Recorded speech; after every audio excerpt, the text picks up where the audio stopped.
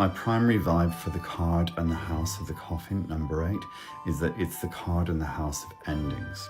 Okay, but also for me as a seer who I would say I have a lot of mediumistic experiences.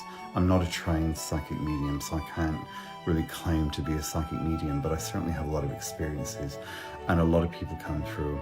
And so this is the house of spirits. It's the doorway to the spirit world. I always pay attention to this big time when I'm doing a reading.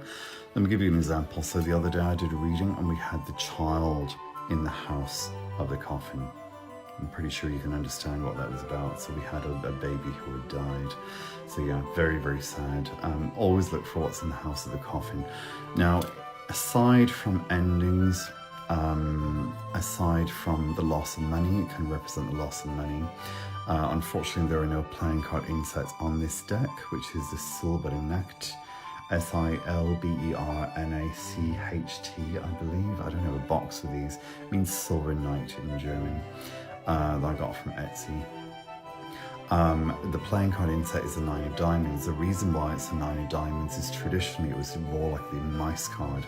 It was to do with loss of money, you know, the end of money or the end of a business or something like that, to go bankrupt. So that's another way of thinking about it. Okay, the card of the coffin obviously is free from the sort of set meanings, although it does have a primary vibe. The first thing that I think about is usually an ending or death, all right? Although there's another way of thinking about that, I'll talk about that with the tower and the clouds. But other ways of thinking about this, to be low, to be underneath. If you're looking for something, people use a ground tableau to find objects or find people, low, buried, obviously underneath, on the ground floor or in the basement. It could be somewhere that is dark, somewhere that is damp. It could be a graveyard. It could represent someone who is a goth, someone who likes vampires, Bram Stoker's Dracula, you know, that kind of idea.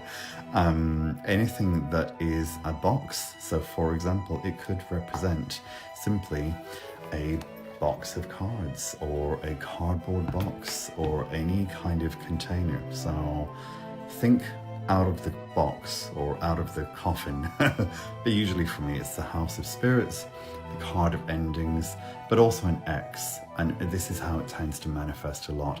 Ex-partner, an ex-job, an ex-relationship. There you go.